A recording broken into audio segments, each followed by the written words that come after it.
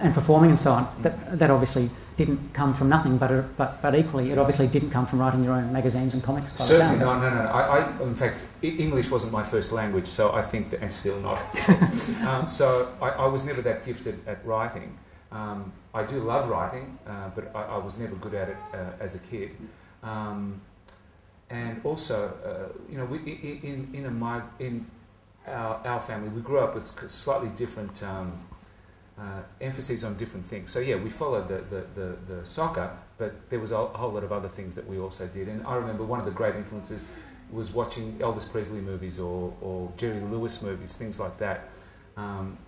So therefore, you know, we were never really encouraged to read. I had a grandfather, my maternal grandfather, who always encouraged me to read, but it was never really a literary kind of household. In fact, sorry to drag you into this again, Enrico, but what we used to do, the closest we used to get to culture was putting on plays or performances at my auntie's place in West Preston, because they used to have the sliding doors, which were like from the lounge room to the dining room, which we used as a curtain. And we would say, you know, you're invited to a play at, you know, at 7:30, and we'll put something on for it. And it was invariably a wrestling match. It was just, you know, you do this and I'll do this, and it was either a wrestling match or maybe a scene from Batman and Robin or something like that. But it was never ever writing. I used to draw lots of pictures of.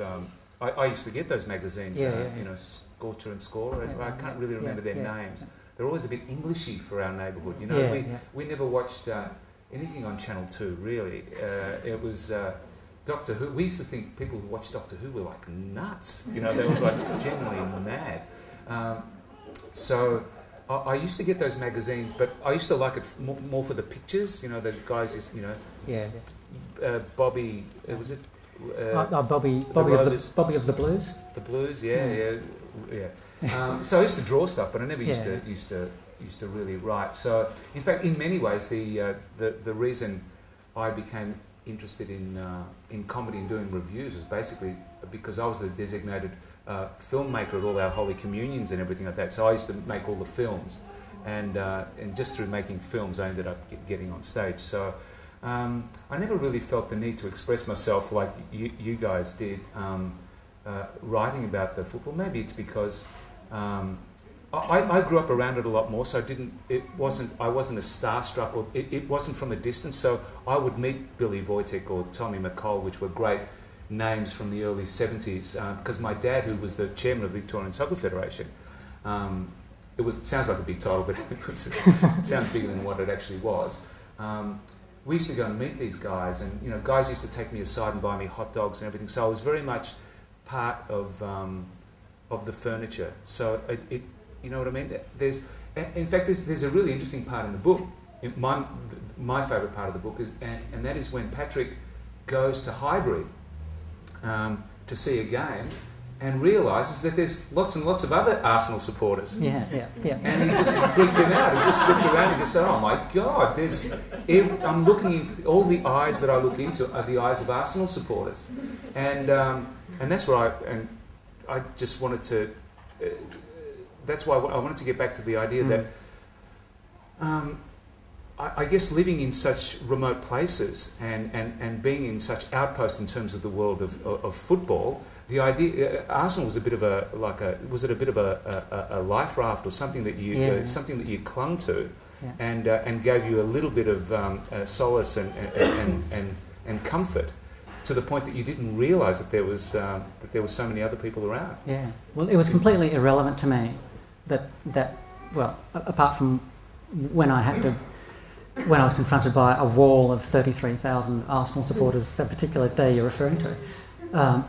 It was irrelevant to me how many Arsenal supporters there were anywhere, because I had my brother and my dad around me, Arsenal supporters, and we could talk about soccer, we could talk about all that stuff endlessly, and we did, as my mother and sister Anne will attest.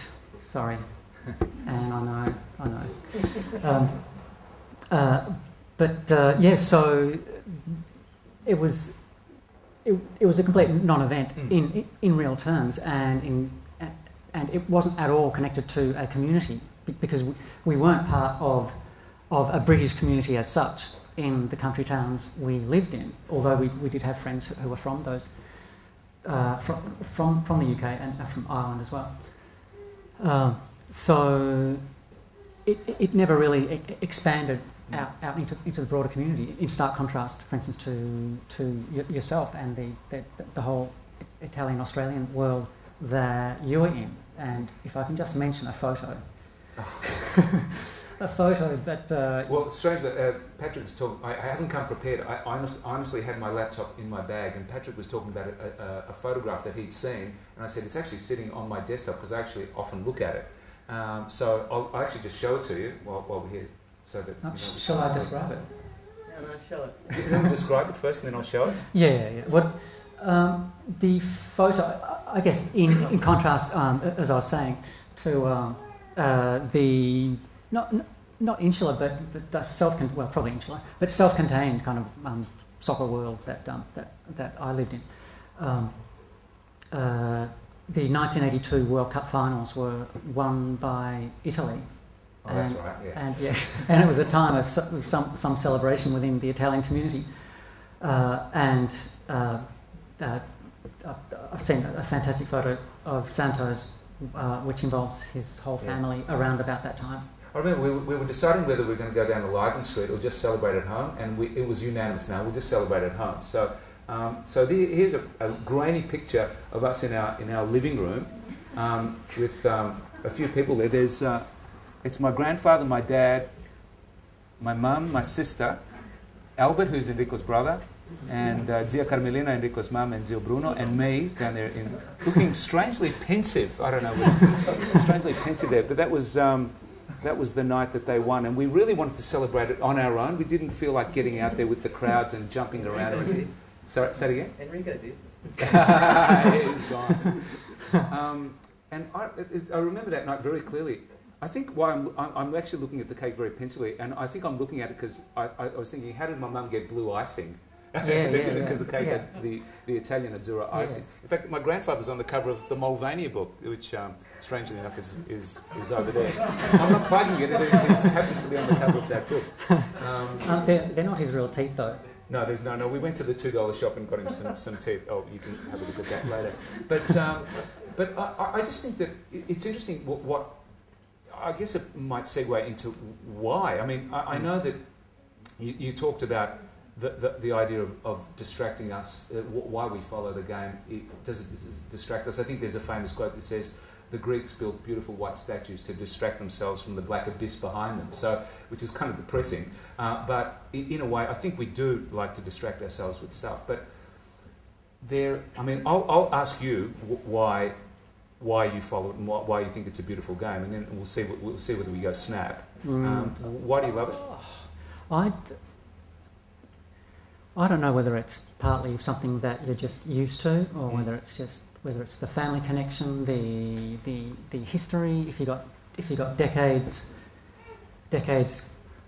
connecting you with it, then I think that's definitely part of it. I mean, I've spent most of my life